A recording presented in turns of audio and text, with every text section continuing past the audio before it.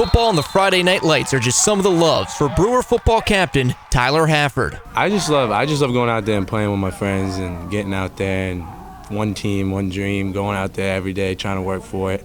It's just something I love to do. But all that was almost taken away from him one night in the spring of 2014. Every parent dreads picking up the phone. No phone call after midnight is ever any good. Turned left onto a sharp corner road, and I looked up, and a deer ran across right across my face. So I swerved to miss it, and I hit the loose gravel on the side of the road. And I had anti-lock brakes on my car, so the car just seized up, and I lost control of it, and I buried it straight into a telephone pole. Airbags didn't deploy. They had to be in the ambulance, so I taken him to the East Maine Medical Center. So me and my wife hopped in the car and just went, because we had no idea what the extent of anything was.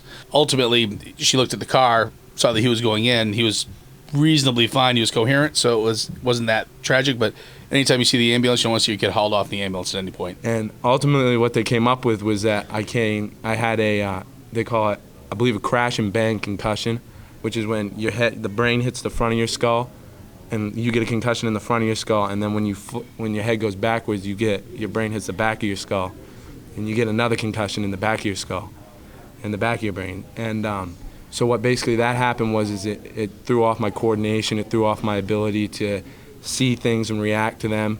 So I basically, from that day on, I was in full rehab to get back to what I wanted to do.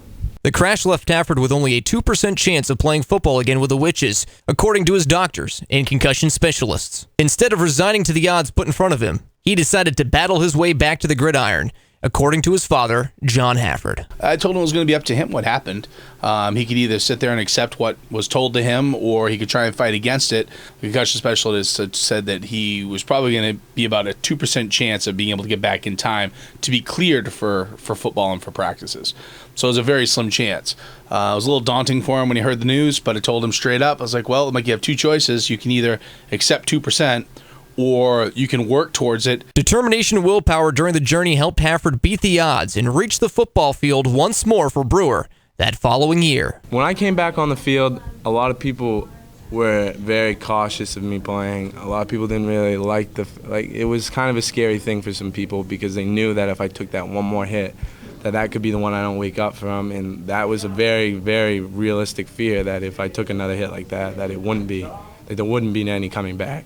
And so I went back in my junior year, started every game, never came out, never had another head injury, but knock on wood.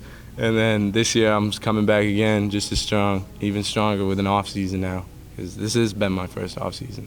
Head coach Nick Arthurs was impressed by the resurgence of his skilled receiver and defensive back to get on the field once more and defy the odds Hafford faced. It's been an unbelievable progression from last summer to this summer. I mean, going last summer from having a 2% chance to make it on the field to starting all year, and then to this year, becoming one of the leaders and returning a punt for a touchdown, and it's been unbelievable seeing him grow from a junior who didn't think he was going to be playing to a senior now who is going to be a very big contributor to this team. Now with the accident behind him, Tyler Hafford's lone goal is trying to get Brewer back into a championship game and bringing home some hardware to his hometown.